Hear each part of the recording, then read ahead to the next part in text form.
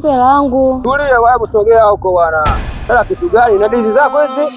Peleka kule. Tulia. Nikani wewe.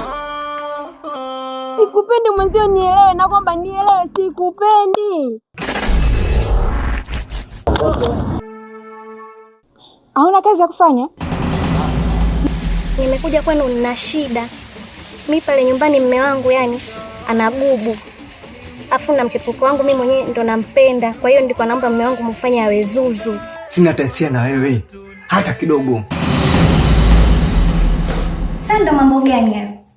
Kwani nimekosea? Ninampenda nipendi, anayempenda mpendi, anayempenda si.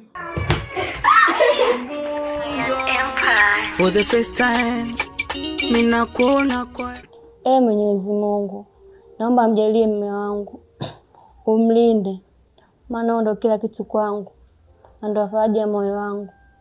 Kweli nimeamini kwenye dunia kosa kupata,